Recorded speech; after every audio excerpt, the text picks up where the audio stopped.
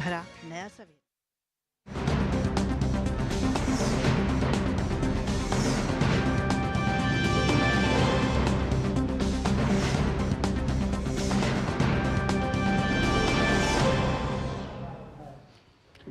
नमस्कार, स्वागत है आप सभी का जीजी न्यूज में। आप देख रहे हैं मिड डे प्राइम। मैं हूं ऋतु वर्मा।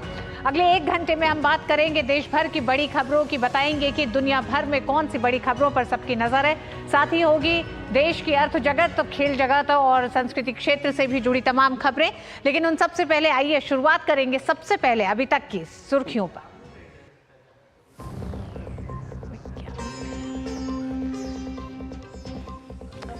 लोकसभा चुनाव 2024 समापन की ओर। कल होने वाले अंतिम चरण के मतदान की तैयारियां तेज। मतदान केंद्रों में पहुंच रही है पोलिंग पार्टियां। 7 राज्यों और 1 केंद्र शासित प्रदेश की 57 सीटों पर डाले जाएंगे वोट।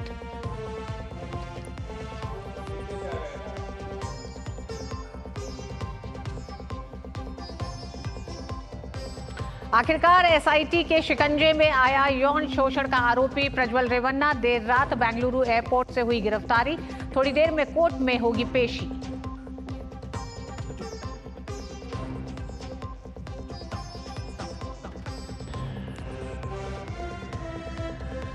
जानलेवा हुई गर्मी। बिहार में पिछले 24 घंटे में गई 65 लोगों की जान। तो ओडिशा में भीषण गर्मी से 12 लोगों की मौत। तो वहीं केरल में मानसून की बारिश ने बढ़ाई मुसीबत। सभी 14 जिले अलर्ट पर। मणिपुर में बाढ़ का कहर।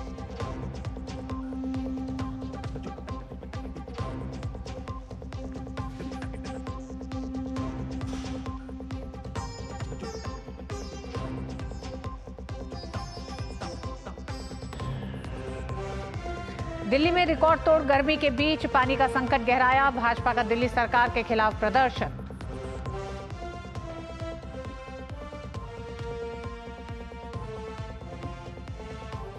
स्वाति मालीवाल केस में आरोपी विभू कुमार की जमानत अर्जी पर दिल्ली हाईकोर्ट की जस्टिस स्वर्णकांता शर्मा की बेंच में सुनवाई शुरू। इससे पहले जस्टिस चावला ने नई बेंच के पास भेजा गया।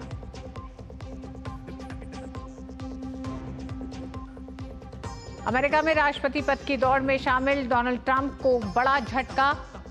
हश मनी से जुड़े सभी 34 मामलों में दोषी करार।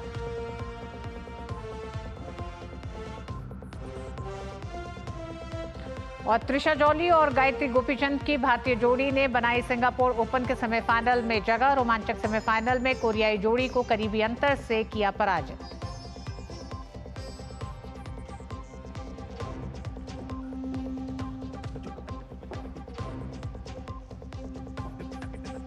प्रधानमंत्री नरेंद्र मोदी इस समय तमिलनाडु के कन्याकुमारी में है, जहां वो विवेकानंद रॉक मेमोरियल में साधना कर रहे हैं।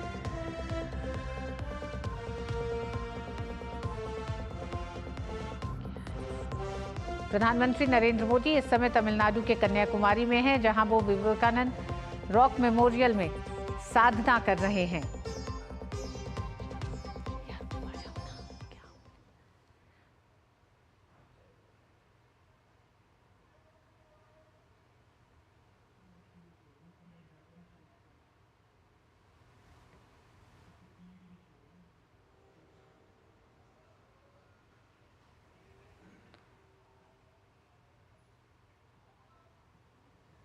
लोकसभा चुनाव प्रचार के खत्म होने के बाद इस तरह साधना में लीन होना प्रधानमंत्री के लिए ये पहली बार नहीं है। 2019 में भी हम जानते हैं केदारनाथ की गुफा में प्रधानमंत्री नरेंद्र मोदी ने चुनाव प्रचार के खत्म होने के बाद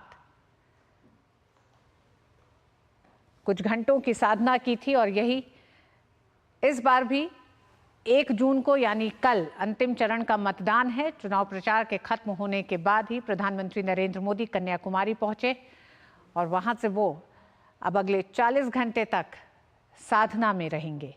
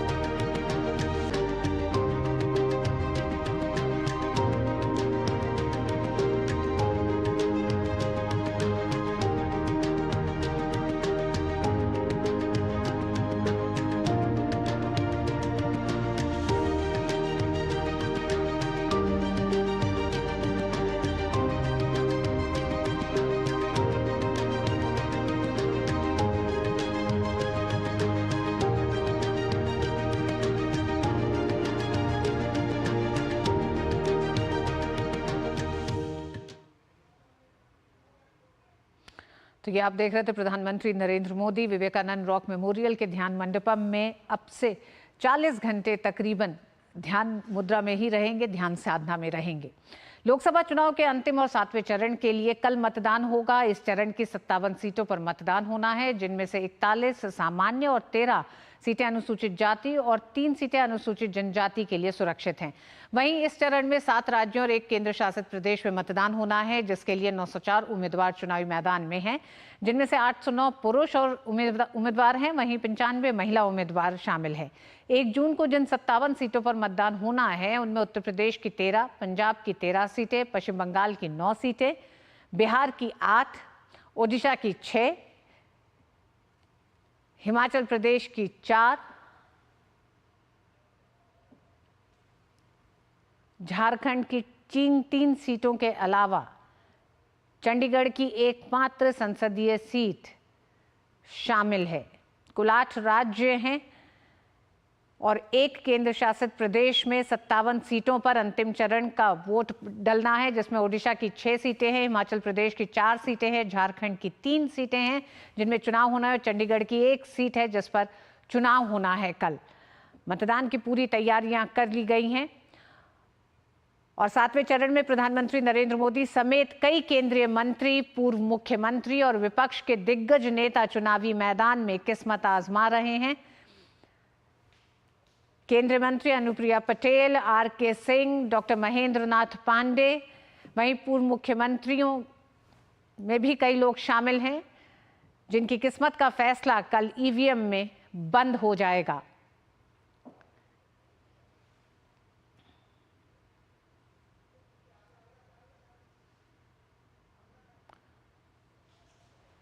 और पंजाब के अमृतसर सीट से तरनजीत सिंह संधू पूर्व आईएफएस अधिकारी हैं,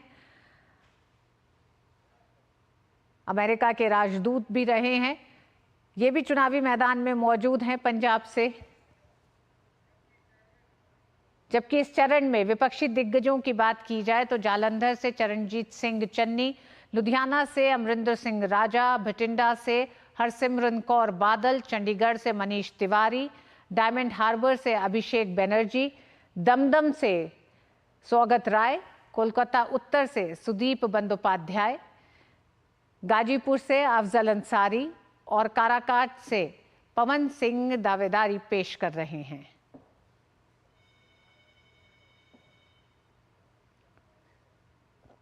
एक जून को 7वें और अंतिम चरण के तहत 8 राज्यों और केंद्र शासित प्रदेश की 57 सीटों पर मतदान होगा। मतदान से पहले पोलिंग पार्टियां ईवीएम और वीवीपैट के साथ हिमाचल प्रदेश में कुल्लू के मतदान केंद्रों के लिए रवाना हुई। पोलिंग स्टेशनों में पहुंचने के बाद मतदान से संबंधित तैयारियों को अंजाम देंगी। इसी के साथ ही सुरक्षा के पुख्ता प्रबंध भी किए गए हैं। और ऋषि कुमार हमारे साथ न्यूज रूम से जुड़ गए हैं, साथ ही शैलेंद्र हमारे साथ एक तरह से 7वें चरण की हॉट सीट वाराणसी से जुड़े हुए हैं। ऋषि, पहले आप ही के पास आएंगे। 7वें चरण की तैयारियां कर ली गई हैं, चुनाव आयोग की तरफ से भी सभी तैयारियां की गई हैं, क्या कुछ नए इंतजाम भी किए गए हैं? मौसम भी एक बड़ा कारण है, इस पूरे 7 चरणों में देखा गया। अंतिम चरण तक पहुंचते पहुंचते किस तरह से अपडेट भी सामने आ रहे हैं?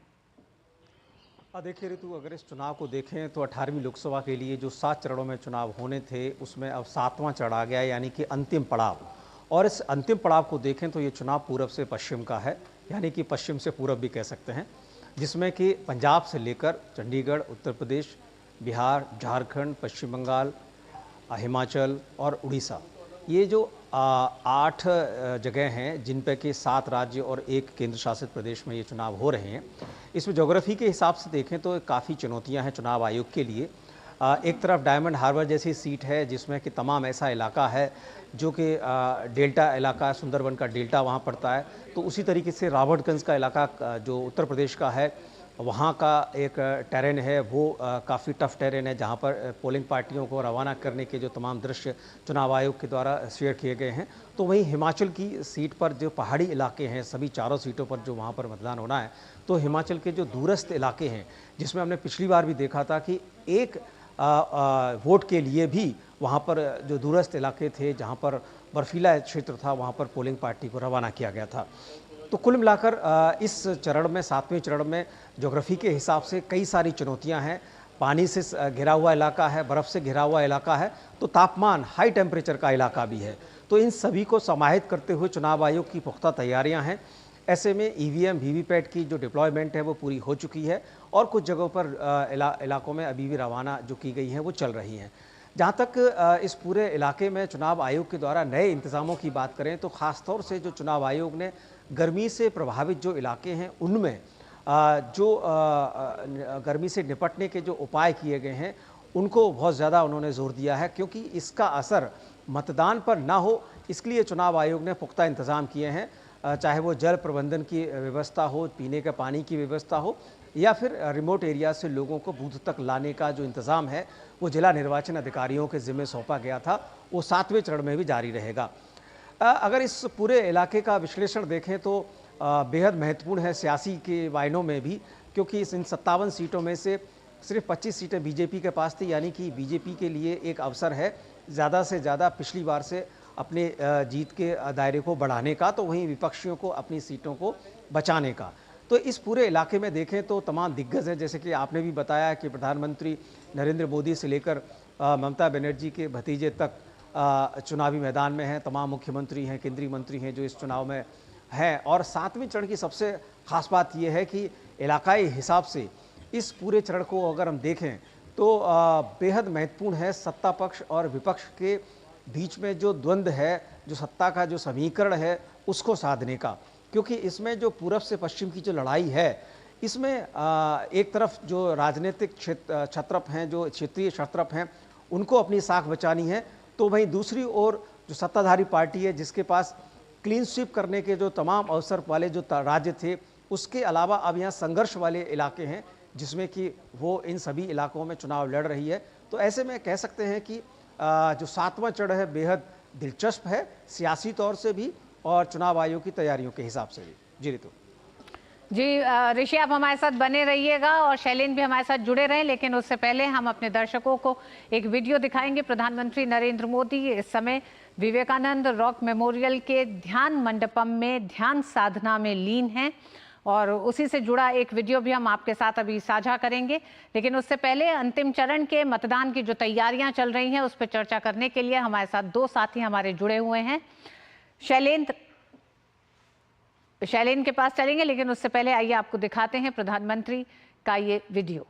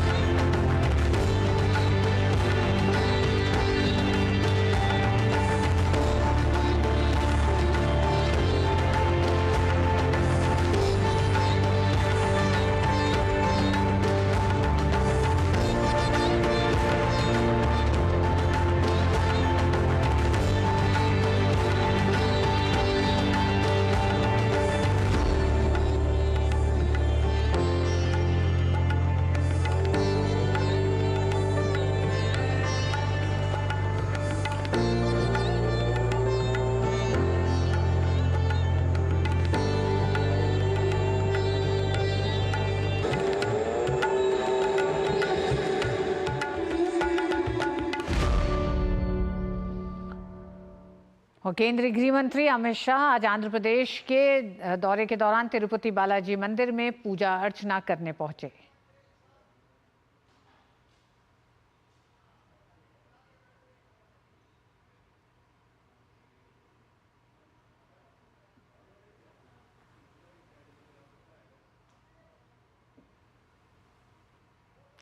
7 चरणों का लोकसभा चुनाव अब अपने अंतिम पड़ाव पर है। कल आखिरी चरण का मतदान होना है। उससे पहले हम देख रहे हैं गृह मंत्री अमित शाह तिरुपति बालाजी मंदिर दर्शन के लिए पहुंचे, दर्शन पूजा की उन्होंने। और जैसा कि हमने आपको बताया कि 57 सीटों पर कल मतदान होना है। वाराणसी से हमारे साथी संवाददाता शैलेंद्र जुड़े हुए हैं, ऋषि न्यूज रूम से हमारे साथ जुड़े हुए हैं। शैलेंद्र, प्रधानमंत्री नरेंद्र मोदी ध्यान साधना में हैं और ध्यान साधना में जाने से पहले और 30 तारीख से पहले हमने देखा किस तरह से तमाम केंद्रीय मंत्री और भाजपा के सब वरिष्ठ नेता वाराणसी में मौजूद थे। वाराणसी जीत हार नहीं बल्कि जीत के अंतर को और बड़ा करने के लिए एक प्रयास किए जा रहे हैं लगातार। किस तरह से वाराणसी में आप मौजूद हैं, प्रधानमंत्री की ध्यान साधना में जाने को भी वहां की जनता कैसे देख रही है? जी ऋतु, बिल्कुल मैं आपके सवाल का जवाब दूं उससे पहले एक बात और जोड़ना चाहूंगा कि जो चुनाव आयोग की तरफ से, प्रशासन की तरफ से इंतजाम की बात हो रही थी, उसमें हम देख रहे हैं जब पोलिंग पार्टियां रवाना हो रही थी, इस वक्त हम एक मतदान केंद्र पर खड़े हैं जहां पर कल मतदान होना है। पोलिंग पार्टी आ चुकी है। इस बार मेडिकल किट की भी व्यवस्था की गई है। जब रवाना होने से पहले अगर कोई किसी को लगता है पोलिंग पर्सनल को, तो वो मेडिकल किट ले सकता है। इसमें ORS के घोल है, या अगर किसी को हीट स्ट्रोक आता है या फिर कोई गर्मी की वजह से दिक्कत होती है, तो ये एक विशेष व्यवस्था की गई है। और सामियाना ये सुनिश्चित किया गया कि हर पोलिंग बूथ पर जहां पर सीधी धूप आती हो वहां जरूर रहे। तो जब हम आपसे बात कर रहे हैं, हम देख रहे हैं कि पोलिंग पर्सनल इस मतदान केंद्र पर आ चुके हैं। निश्चित तौर पर लोग चर्चा कर रहे हैं। वाराणसी में हम जहां पर गए, सुबह लोगों से बात की, लगातार इस बात की चर्चा है कि प्रधानमंत्री नरेंद्र मोदी ने इतनी धुआंधार रैलियां की चुनाव प्रचार खत्म होने से पहले। हम जानते हैं कि 200 से ज्यादा चुनावी जनसभाएं और तमाम इवेंट्स उन्होंने उसमें शामिल हुए। और अब प्रधानमंत्री नरेंद्र मोदी जब चुनाव प्रचार खत्म हुआ तब ध्यान साधना में लीन हो गए हैं। ये इस बात को लेकर बहुत चर्चा है, लोग आपस में बातचीत करते नजर आए। और वाराणसी में हमने देखा कि इस बात की बहुत चर्चा होती रही कि उनके संसदीय क्षेत्र के सांसद, देश के प्रधानमंत्री ध्यान साधना में लीन हुए। बहुत बहुत धन्यवाद शैलेंद्र, आपका भी और ऋषि आपका भी हमारे साथ जुड़ने के लिए। मिड प्राइम में वक्त एक छोटे से ब्रेक का है। ब्रेक के बाद खबरें जारी रहेंगी, देखते रहिए DD न्यूज। बात जब पीढ़ियों के लिए बनने वाले घर की हो तो जिम्मेदारी बड़ी हो जाती है। गैलेंट समझता है ये जिम्मेदारी। अब डबल M रिब्स के साथ गैलेंट एडवांस TMT रीबार, निर्माण का real hero. Delivery boy has picked your order. अरे भाई पता है भूख लगी है। 30 मिनट का मैसेज नोटिफिकेशन आया था ना। मैसेज के सहारे थोड़ी बैठ सकते हैं। कल आपने कुछ शेयर्स बेचे थे ना? हाँ, तो चेक किया? मैसेज आया तो था। सिर्फ मैसेज काफी नहीं है। आप शेयर मार्केट में कोई भी ट्रांजैक्शन करते हैं ना, तो स्टॉक एक्सचेंज से आए SMS या ईमेल को अपने डीमैट अकाउंट और बैंक स्टेटमेंट के साथ भी टैली कीजिए। बेटा भूख में ना दिमाग बंद हो जाता है। समझ कर इन्वेस्ट कर। Here, gravity and physics don't call the shots, and sound travels slower than you. This is a different kind of place. That's why we're looking for different kind of people, for whom excellence is not a job, but a way of being, be it in the sky or on the ground. We are looking for an invincible team of invincible people. People who are a cut above. Join the Indian Air Force to be a cut above. यौन शोषण के आरोपों से घिरे प्रज्वल रेवन्ना को आखिरकार बेंगलुरु में गिरफ्तार कर लिया गया है। रात 12:50 पर जैसे ही रेवन्ना ने बेंगलुरु में केम्पेगौड़ा अंतर्राष्ट्रीय एयरपोर्ट पर लैंड किया, उसे SIT ने अपने शिकंजे में ले लिया। आज रेवन्ना को अदालत में पेश किया जाएगा। उससे पहले SIT के अधिकारी आज सुबह ही CID दफ्तर पहुंच गए हैं। कर्नाटक में हासन संसदीय सीट से NDA के प्रत्याशी रेवन्ना इस समय JDS से निलंबित हैं। सेक्स वीडियो कांड के मुख्य आरोपी प्रज्वल रेवन्ना ने अश्लील वीडियो वायरल होने के बाद 26 अप्रैल को भारत छोड़ दिया और विदेश भाग गए। एक सांसद होने के कारण रेवन्ना के पास राजनयिक पासपोर्ट है, जिसका पूरा फायदा उसने उठाया। एक तरफ रेवन्ना जर्मनी में था तो दूसरी ओर कर्नाटक में रेवन्ना के खिलाफ खूब प्रदर्शन होते रहे। इस बीच उसने एक वीडियो संदेश जारी कर 31 मई को भारत वापसी की घोषणा कर दी, जिसके बाद से ही बेंगलुरु एयरपोर्ट पर SIT रेवन्ना को गिरफ्तार करने के लिए तैयार थी। पिछले दिनों इंटरपोल ने रेवन्ना के खिलाफ ब्लू कॉर्नर नोटिस जारी किया था। रेवन्ना ने बेंगलुरु की अदालत में अग्रिम जमानत याचिका भी लगाई थी, लेकिन वो खारिज कर दी गई है। आरोप है कि प्रज्वल ने 2000 से अधिक अश्लील वीडियो बनाए और 400 से अधिक महिलाओं के साथ बलात्कार किया। ये बात अलग है कि अब तक कोई भी मामला दर्ज कराने के लिए आगे नहीं आया है। बहरहाल प्रज्वल रेवन्ना पर बलात्कार, पीछा करने और यौन उत्पीड़न के लिए आईपीसी की विभिन्न धाराओं के तहत आरोप लगाए गए हैं। अब अगर रेवन्ना हासन सीट जीत भी जाता है तो उन्हें अयोग्यता के कारण इस सीट को छोड़ना पड़ेगा। आयशा खानम हमारे साथ जुड़ गई हैं बेंगलुरु से। आयशा, कब पेशी होनी है, कब सुनवाई होनी है? प्रज्वल रेवन्ना का एक लंबा इंतजार खत्म हुआ है।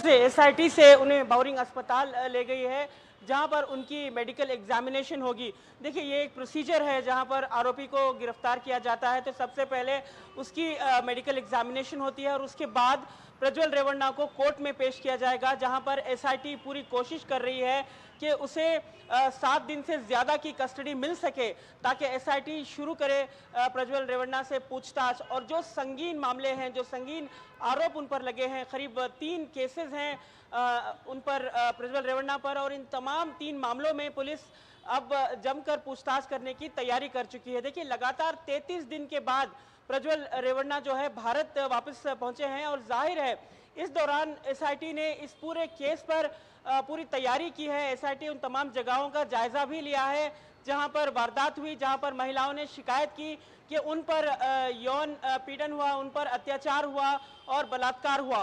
तो इन तमाम जगहों का महजर करने के लिए भी प्रज्वल रेवन्ना को हासन ले जाया जा सकता है। लेकिन आज पहले मेडिकल एग्जामिनेशन के बाद सीधे उन्हें कोर्ट में पेश किया जाएगा और वहां से एसआईटी कस्टडी की मांग करेगी। और गौर करने वाली बात यह भी है रितु कि आज ही कोर्ट में प्रज्वल रेवन्ना और उनकी मां भवानी रेवन्ना जो है उनकी बेल एप्लीकेशन पर, उनकी बेल प्ली पर फैसला आना है और ये 2 बजे के बाद ये फैसला आ सकता है। लेकिन एसआईटी ने ये साफ कर दिया है कि वो किसी भी तरह की एंटीसिपेटरी बेल हो या फिर रेगुलर बेल हो उसका विरोध करेंगे और प्रज्वल रेवन्ना को पूछताछ के लिए पूछताछ के लिए अपनी कस्टडी मिलेंगे। तो इसी दफ्तर में यहाँ पर एसआईटी के इस ऑफिस में लगातार प्रज्वल रेवन्ना से पूछताछ होती रहेगी और जो संगीन आरोप, जिन महिलाओं ने आरोप लगाया है उन पर 400 से ज़्यादा महिलाएं हैं जिन पर बलात्कार का आरोप है, जिसके चलते प्रज्वल रेवन्ना पर बलात्कार का आरोप है और इन महिलाओं में से करीब 3 महिलाएं ही अभी तक सामने आई हैं। तो ऐसे में पुलिस ये कोशिश कर रही है कि जो महिलाएं पीड़ित हैं वो किसी भी तरह के दबाव में ना आए, किसी तरह से ना डरें और वो सीधे इसी दफ्तर में एसआईटी ऑफिस में आकर शिकायत दर्ज कर सकती हैं। और एसआईटी ने ये भरोसा भी दिया है कि इन महिलाओं को सुरक्षा दी जाएगी। लेकिन अफसोस की बात यह है कि अभी तक कर्नाटक की सरकार की तरफ से कोई बयान नहीं आया है। कर्नाटक की सरकार ने कोई ऑफिशियल स्टेटमेंट नहीं दिया है, ना ही कोई आश्वासन दिया है उन विक्टिम को, उन पीड़ित महिलाओं को कि उनके साथ पूरा इंसाफ होगा। तो एक तरफ सरकार चुप्पी साधे हुए है तो दूसरी तरफ एसआईटी ने अपनी जो प्रोसीजर है, जो प्रक्रिया है उसे शुरू करते हुए जांच की तैयारी कर ली है। बिल्कुल आयशा, एसआईटी ने कुछ बड़े आरोप एक तरह से कह सकते हैं लगाए हैं जिनसे बच के निकलना ऐसा अभी लगता है कि मुश्किल होगा प्रज्वल रेवन्ना के लिए। बहुत बहुत धन्यवाद अभी तक की पूरी जानकारी के लिए आयशा। और वहीं उधर विभव कुमार की याचिका सुनवाई योग्य है या नहीं, इससे संबंधित आदेश दिल्ली हाईकोर्ट ने सुरक्षित रख लिया है। स्वाति मालीवाल के साथ मारपीट के आरोप में अपनी गिरफ्तारी को चुनौती देने वाली विभव कुमार की अर्जी पर दिल्ली हाईकोर्ट की जस्टिस स्वर्णकांता शर्मा की बेंच में सुनवाई हो रही थी। इस मामले में आरोपी विभव कुमार के वकील ने सुनवाई के दौरान ये दलील दी थी कि यह मामला गिरफ्तारी का है ही नहीं। आपको बता दें कि इससे पहले यह मामला जस्टिस नवीन चावला की बेंच के पास था। जस्टिस नवीन चावला की बेंच इस केस को यह कहकर ट्रांसफर किया कि इसमें शिकायतकर्ता सांसद हैं, इसलिए अर्जी को एमपी और एमएलए से जुड़े मामलों की सुनवाई करने वाले जज को ट्रांसफर करना बेहतर होगा।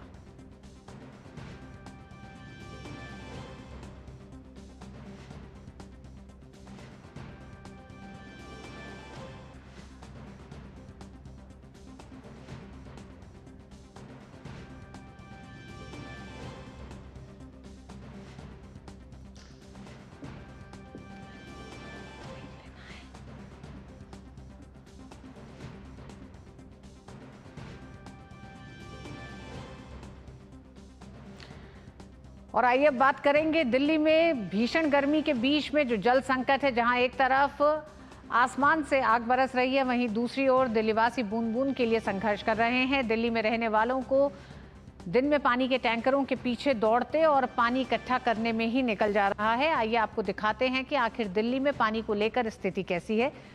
दिल्ली में संगम विहार, बलजीत नगर, करोल बाग सहित कई इलाकों में जलापूर्ति बाधित है। पानी के टैंकरों पर बिछते पाइप के जाल और लोगों की लंबी लाइन इस बात की पुष्टि करते हैं कि दिल्ली वासी किस तरह बूंद बूंद के लिए तरस रहे हैं।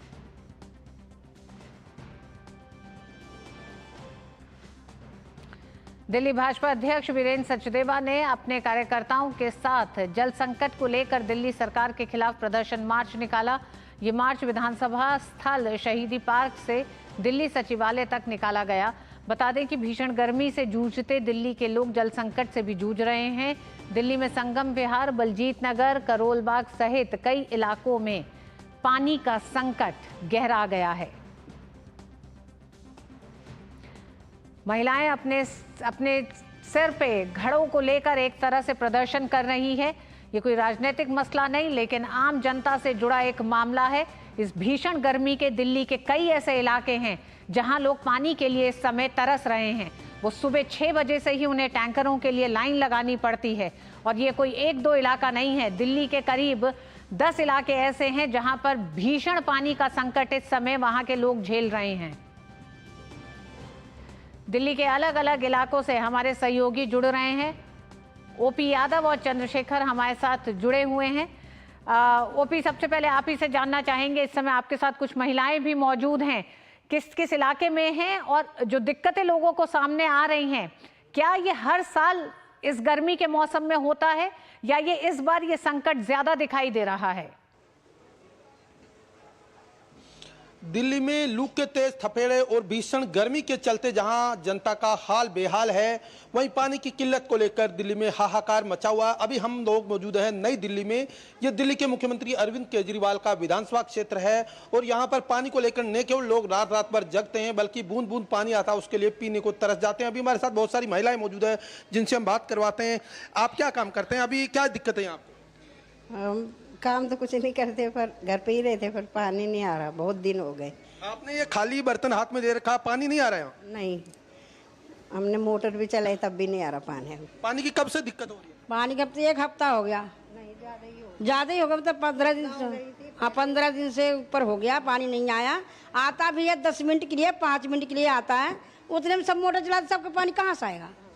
जब पानी है नहीं तो यहाँ टैंकर भी नहीं आ रहा। पहले टैंकर भी देते थे, अब तो वो भी नहीं है।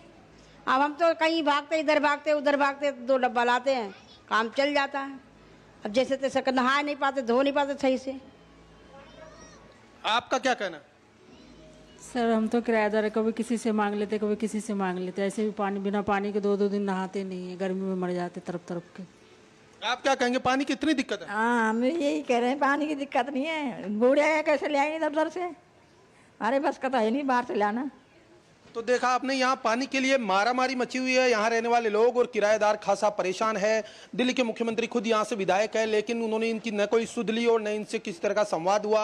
स्थानीय स्तर पर इन लोगों का कहना है कि हमें हर साल ये दिक्कत होती है, लेकिन इस बार इतनी ज्यादा दिक्कत हुई है कि सरकार की तरफ से न कोई स्थानीय स्तर पर कोई प्रतिनिधि इनसे बात करने आया और न पानी के टैंकर आ रहे हैं।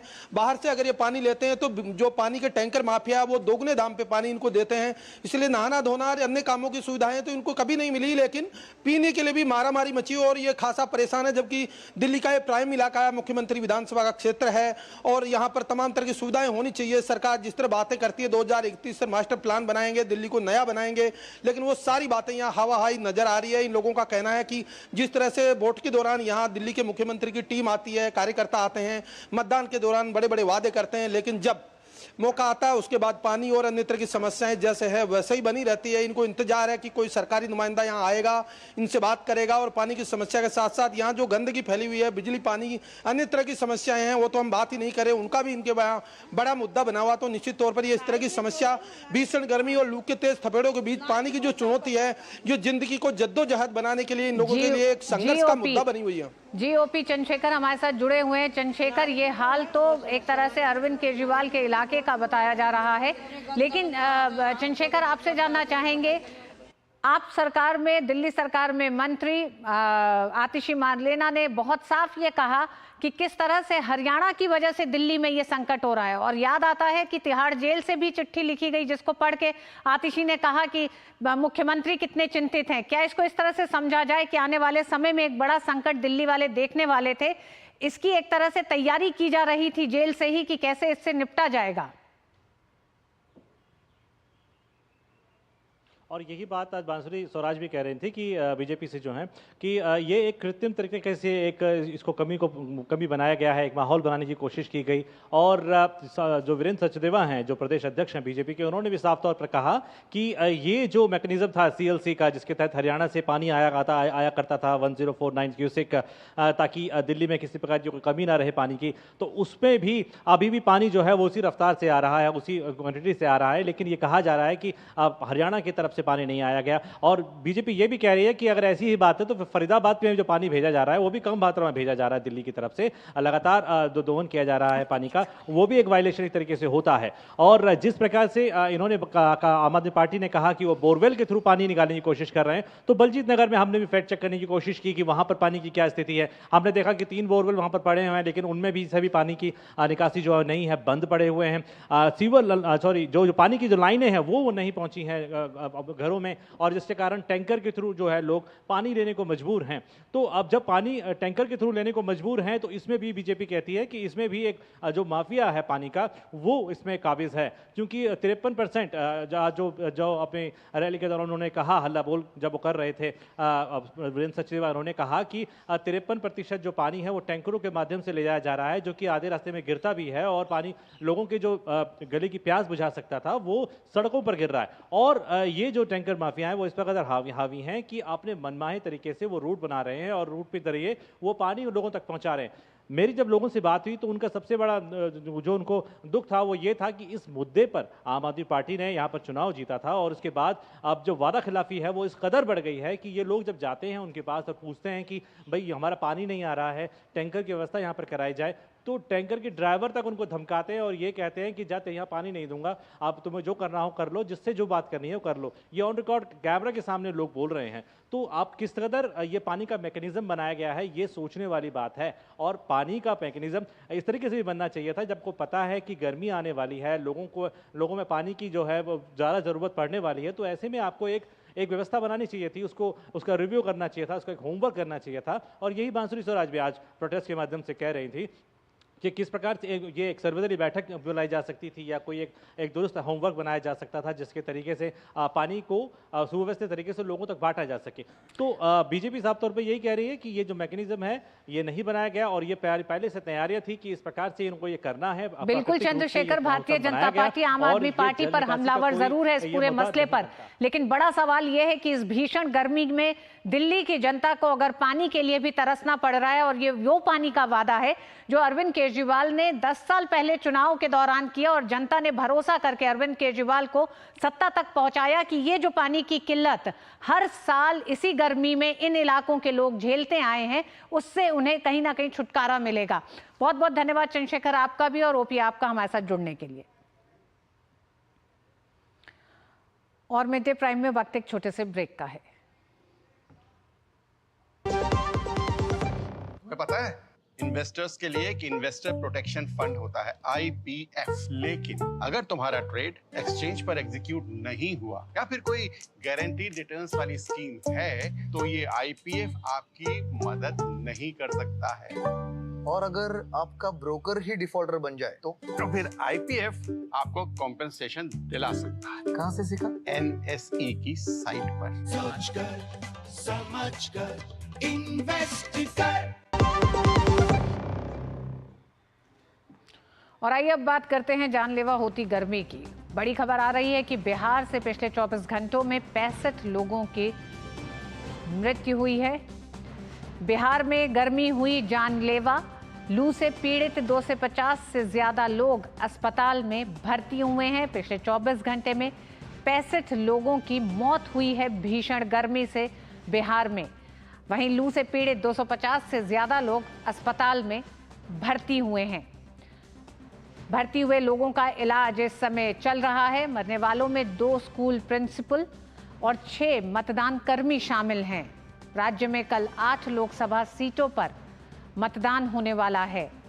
भीषण गर्मी का शिकार पिछले 24 घंटे में 65 लोगों में जहां 2 स्कूल के प्रिंसिपल शामिल हैं, तो वहीं इसमें कुछ मतदान कर्मी भी हैं।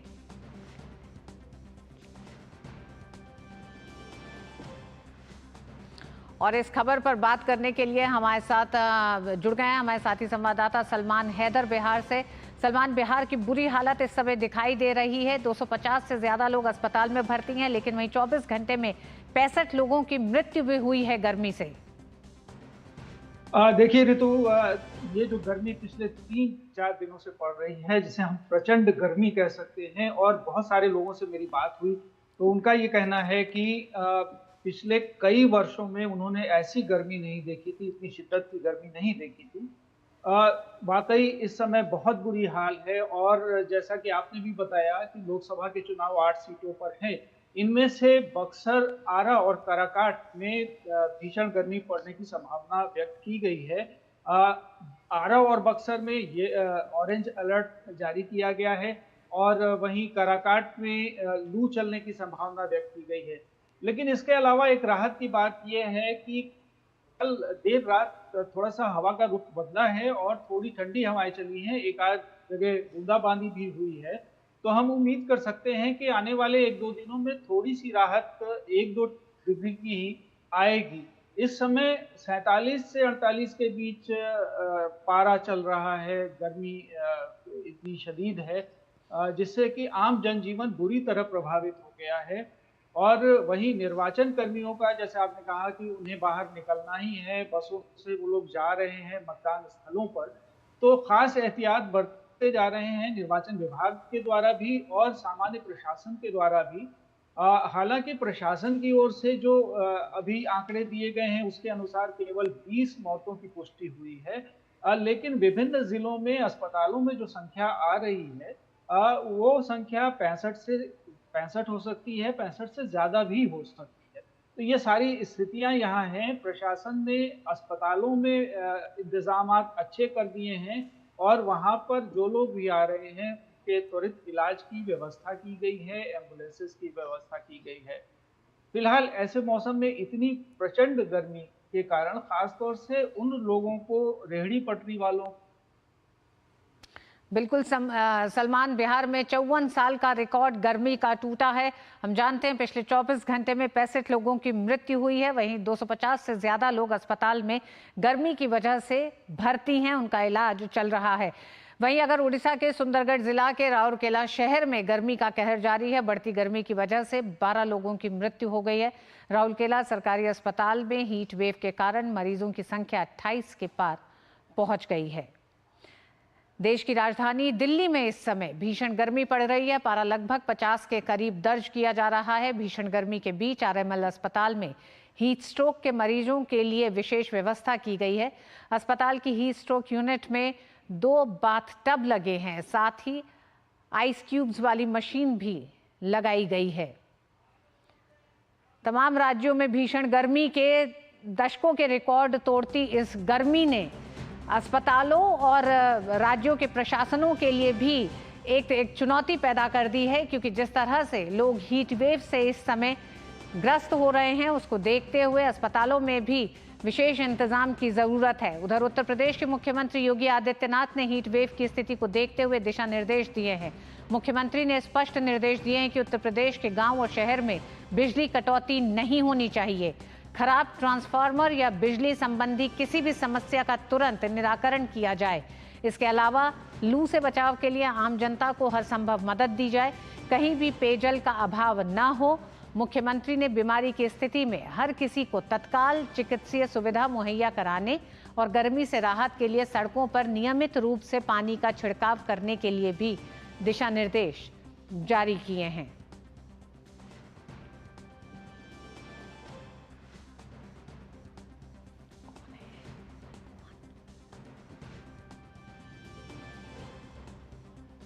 मोहम्मद अतीक हमारे साथ राजस्थान के जयपुर से जुड़ गए हैं। साथ ही सोमेश पटेल उड़ीसा के भुवनेश्वर से हमारे साथ जुड़े हुए हैं। सोमेश, उड़ीसा में भी इस समय भीषण गर्मी पड़ रही है और राज्य तमाम तरह के एक तरह से कह दें कि अपने इंतजाम कर रहा है, लेकिन मौसम विभाग का क्या कहना है? जी ऋतु, मैं आपको जरूर बताना चाहूंगा, उड़ीसा के राउरकेला में भीषण गर्मी पड़ रही है। जो कल का जो तापमान था 44.9 सेल्सियस तापमान था और यहाँ पर लोग लगातार अस्पताल में आ रहे हैं। जो हमारे पास जानकारी है कि भीषण गर्मी की चपेट में आने से अब तक 12 लोगों की मौत हो गई है और स्थानीय कमिश्नर हैं, उनका साफ तौर पे कहना है कि हम लगातार यहाँ पर शासन प्रशासन लगातार यहाँ पर भीषण गर्मी से लड़ने के लिए पुख्ता इंतजाम है। चप्पे चप्पे पर लोगों के लिए यहाँ पर पानी की व्यवस्था यहाँ पर रखी गई है और दूसरी तरफ जो भीषण गर्मी पड़ रहा है लोगों को काफी दिक्कतों का सामना करना पड़ रहा है। जो राउरकेला का जो अस्पताल है, सरकारी अस्पताल है, इसमें 12 वहाँ पर वार्ड बनाए गए हैं। तो कहीं ना कहीं जो भारी तादाद में जो पेशेंट वहाँ पर अस्पताल में आ रहे हैं, तो कहीं ना कहीं उन्हें जद्दोजहद भी करना पड़ रहा है, अपने इलाज करवाने के लिए काफी दिक्कतों का सामना करना पड़ रहा है। और दूसरी तरफ जो राउरकेला में अब तक 50 से ज्यादा लोग इसकी चपेट में हैं और जो हमें जानकारी मिली है 12 से अधिक लोगों की यहाँ पर मौत हुई है। जी सोमेश, हमारे साथ मोहम्मद आतिक भी बने हुए हैं। आतिक, किस तरह से राजस्थान में फलौदी में सबसे ज्यादा तापमान देखा गया है? तमाम राज्यों की बात हम सुन रहे हैं जहां लोग हीट वेव से एक तरह से ग्रस्त भी हो रहे हैं और साथ ही साथ इस गर्मी की वजह से कई मृत्यु हुई हैं। राजस्थान का क्या हाल इस समय दिखाई दे रहा है?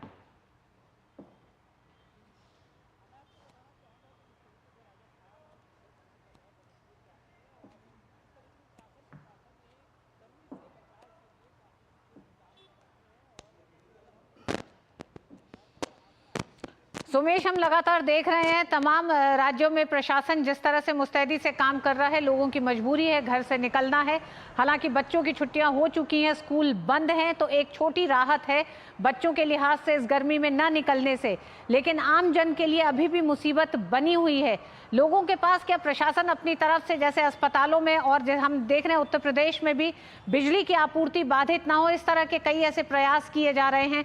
किस तरह के ठंडे फुव्वारे लोगों को, अगर लोगों को बाहर निकलना मजबूरी है तो उससे कैसी राहत दी जाए? जो छोटी छोटी राहत पे काम किए जा रहे हैं राज्यों में।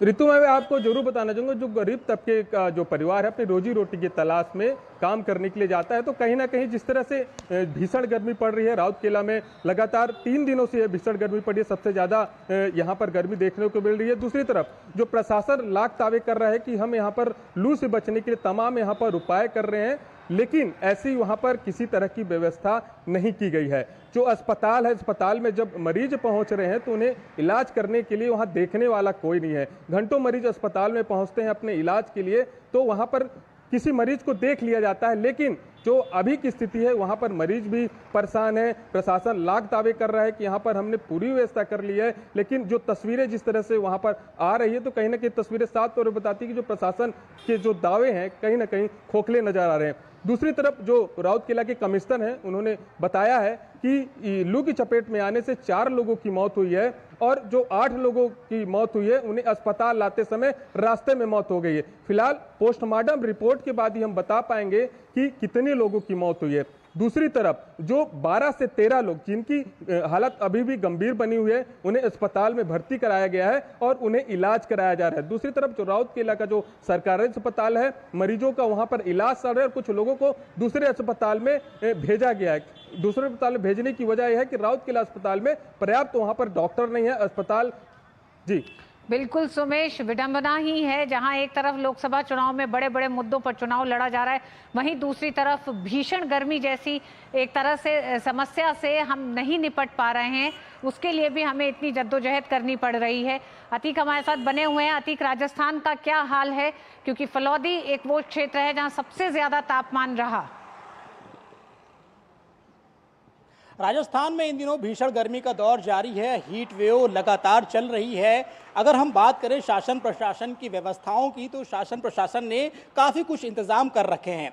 अभी जो कई बार पानी की शिकायतें आई, जल संकट की शिकायतें आई, तो उसको देखते हुए राजस्थान के मुख्यमंत्री भजन लाल शर्मा ने औचक निरीक्षण किया पंप हाउस का जाकर के, और वहाँ पर जिस तरीके से जो पानी की सप्लाई है उसको सुदृढ़ बनाने के लिए जो अधिकारी थे उनको निर्देश दिए। इसके अलावा मैं ये भी बताना चाहूँगा कि राजस्थान हाईकोर्ट ने भीषण गर्मी को देखते हुए स्वप्रसंज्ञान लिया है और उन्होंने केंद्र और राज्य सरकार दोनों को ही हीट वेव से के लिए जो गाइडलाइंस जारी करने के आदेश दिए, और इसके अलावा जो हीट वेव से कुछ मौतें हुई हैं उन मौतों के लिए जो उनके जिनके घर के जो लोग मरे हुए हैं उनके परिजनों को मुआवजा देने का ऐलान करने की बात की है कि उनको मुआवजा दिया जाए। इसके अलावा अगर हम चिकित्सा विभाग की बात करते हैं तो अभी हाल ही में चिकित्सा मंत्री गजेंद्र सिंह खींवसर ने एक हाई लेवल मीटिंग बुलाई। उस मीटिंग में उन्होंने अपने अधिकारियों के साथ बैठ करके ये सुदृढ़ किया कि प्रदेश में जो हॉस्पिटल्स हैं उसमें हीट वेव के मरीजों के लिए अच्छे इंतजाम किए जाएं, उचित इलाज मुहैया कराया जाए, और हॉस्टलों में जो हॉस्पिटल्स हैं उसमें जो हीट वेव के लिए जैसे कि कूलर लगाने की व्यवस्था की गई है, पेयजल की व्यवस्था की गई है, और कुछ विशेष वार्ड तैयार कराए गए हैं जहां पर जो इस तरीके से जो गंभीर मरीज आते हैं, हीट वेव के जो पेशेंट पहुंच रहे हैं, उनका उचित इलाज किया जाए।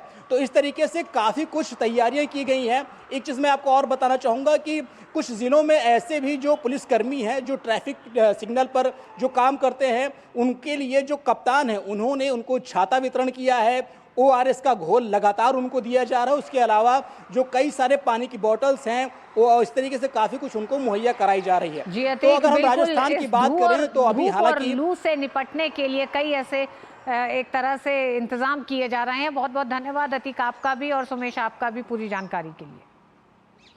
और मिड डे प्राइम में वक्त एक छोटे से ब्रेक का है, आप देखते रहिए DD news. Delivery boy has picked your order. अरे भाई पता है भूख लगी है। 30 मिनट का मैसेज नोटिफिकेशन आया था ना। मैसेज के सारे थोड़ी बैठ सकते हैं। कल आपने कुछ शेयर्स बेचे थे ना? हाँ, तो चेक किया? मैसेज आया तो था। सिर्फ मैसेज काफी नहीं है। आप शेयर मार्केट में कोई भी ट्रांजैक्शन करते हैं ना, तो स्टॉक एक्सचेंज से आए SMS या ईमेल को अपने डीमैट अकाउंट और बैंक स्टेटमेंट के साथ भी टैली कीजिए। बेटा भूख में ना दिमाग बंद हो जाता है। सोच कर समझ कर इन्वेस्ट कर।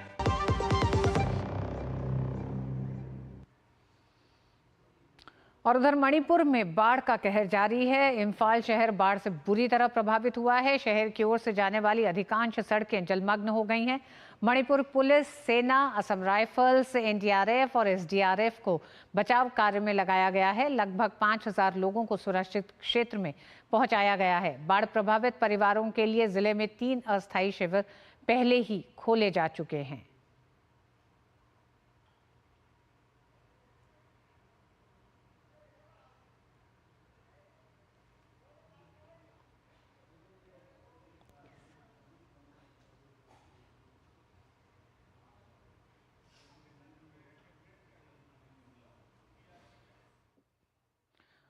और मणिपुर में बाढ़ की स्थिति पर और बात करने के लिए हमारे साथ जुड़ गए हैं lieutenant colonel Amit Shukla, defence PRO। Lieutenant colonel Amit Shukla, आपका बहुत बहुत स्वागत है। सबसे पहले तो यही जानना चाहेंगे कि किस तरह से मणिपुर में मौजूदा जो बाढ़ के हालात हैं उससे निपटने की क्या तैयारियां की जा चुकी हैं, इसलिए कि इस समय भी 5000 से ज्यादा लोगों को सुरक्षित स्थानों पर ले जाया गया है। धन्यवाद ऋतु जी। अभी तक करीब 7200 लोगों को इवैक्यूएट किया जा चुका है। इसमें जो आर्मी की रेड शीट डिवीजन है और असम राइफल का इंस्पेक्टर जनरल साउथ है, ये लगातार काम कर रहे हैं। एक ज्वाइंट कमांड रूम की भी स्थापना की गई है जिसमें सिविल महकमे के और सभी सुरक्षा बलों के नुमाइंदे इसमें मौजूद हैं और लगातार अपडेट करके अपने अपने ऑपरेशंस को मैनेज किया जा रहा है। जो लोग निकाले जा रहे हैं उनको सुरक्षित स्थानों पे पहुंचाया गया है। साथ ही उनको खाना, पानी और ज़रूरी दवाइयों का भी मुहैया कराई गई। इसके अलावा आज के जो अपडेट्स में है उसमें बारिश क्योंकि पिछले 12 घंटे से नहीं हुई है, तो जो जल स्तर है वो अभी नीचे जा रहा है और जो सिचुएशन है वो अभी कंट्रोल में आ रही है। लेकिन अभी भी हमारे पास शुक्ला जी, मौजूदा स्थिति में सेना किस तरह से लोगों की सहायता कर रही है, लोगों को सुरक्षित स्थान पर लेके जा रही है? अभी क्योंकि जैसा आपने बताया इम्फाल सिटी काफी हद तक जलमग्न है, तो हमारे पास जो सर्विस और बोट्स होती हैं उनको एम्प्लॉय किया गया है। नए तरीके की टायर, ट्यूब्स, बॉटल्स को इस्तेमाल करके भी प्लेटफॉर्म्स तैयार किए गए हैं जिन पे कि सिविलियंस को बिठाकर और सुरक्षित स्थानों पर तक पहुंचाया जा रहा है। आज के अपडेट्स में एक कांगपोकपी और साइकुल डिवीजन को जोड़ता हुआ एक वैली ब्रिज है, वो ध्वस्त हुआ है। इसके ऊपर भी इसके रिपेयर की भी कार्रवाई जो है वो चल रही है। साथ में नागाग्राम एक गांव है, उसमें भी काफी हताहत हुए हैं लोग, वहां से भी लोगों को निकालने की कार्रवाई जब हम बात कर रहे हैं ये चल रही है। साथ ही कल शाम के अपडेट में राजभवन मणिपुर जो कि एक लो लाइंग एरिया में आता है, वहां से भी 60 लोगों को सेना के जवानों ने निकाला है और सुरक्षित स्थान पर पहुंचाया। जी शुक्ला जी, जानना चाहेंगे जो मौजूदा स्थिति बन गई है इस समय बाढ़ से, उससे निपटने के लिए क्या अतिरिक्त सहायता, अतिरिक्त सहयोग की भी जरूरत है? एनडीआरएफ, एसडीआरएफ की टीमें लगातार बचाव कार्य में शामिल हैं। जो भी सेना और असम राइफल के जो जवान मौजूद हैं अपने आप में काफी सक्षम है, और उनके साथ में जो स्टेट गवर्नमेंट की बॉडीज हैं, एसडीआरएफ, उनके साथ में मिलके जो रिसोर्सेज हैं वो हमारे पास पर्याप्त है इतने लोगों को निकालने के लिए। साथ ही एनडीआरएफ जो परसों पहुंची है इम्फाल में अपनी एक टीम के साथ, वो भी जगह जगह पर डिप्लॉयड है और वो भी रेस्क्यू ऑपरेशंस की कार्रवाई कर रही है। जी बहुत बहुत धन्यवाद शुक्ला जी, डीडी न्यूज से बात करने के लिए। धन्यवाद। और आइए अब बात करते हैं खेल जगत से जुड़ी कुछ खबरों की। त्रिशा जॉली और गायत्री गोपीचंद की भारतीय जोड़ी ने सिंगापुर ओपन बैडमिंटन टूर्नामेंट के सेमीफाइनल में अपनी जगह पक्की कर ली है। रोमांचक क्वार्टर फाइनल मैच में त्रिशा गायत्री की जोड़ी ने कोरियाई जोड़ी को 18-21, 21-19, 24-22 के करीबी अंतर से हराकर अंतिम 4 में प्रवेश किया।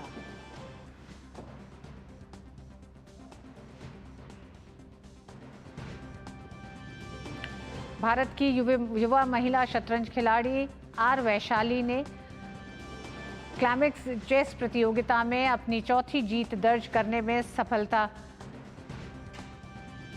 रही हैं। इस जीत के बाद वैशाली तालिका में शीर्ष पर बरकरार हैं।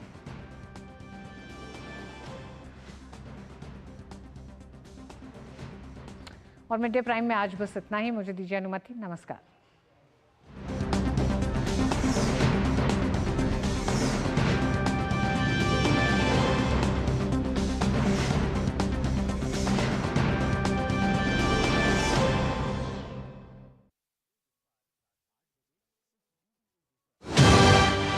अंतिम पड़ाव में पहुंचा आम चुनाव। अब आई फैसले की बारी, कौन पड़ेगा किस पर भारी।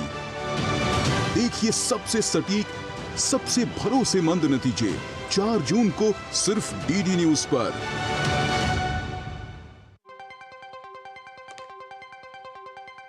राजनीति की चाल से दुनिया के हाल तक, खेल के मैदान से किसान के खलियान तक, दिन भर की हर छोटी बड़ी खबर को समेटे खबर के हर किरदार को दिखाते हैं हम। डीडी न्यूज का प्राइम टाइम शो, सटीक और भरोसेमंद खबरें, खबर ही नहीं खबर का विश्लेषण भी, नए तेवर, नए कलेवर, नई धार और नई रफ्तार के साथ देखिए न्यूज नाइट हर रात 8 बजे सिर्फ डीडी न्यूज पर। न्यूज नाइट के प्रायोजक हैं MDH, बढ़िया है, शुद्ध है। MDH मिर्ची, धनिया, हल्दी, असली मसाले, सच। MDH गैलेंट एडवांस रबर, निर्माण का रियल हीरो।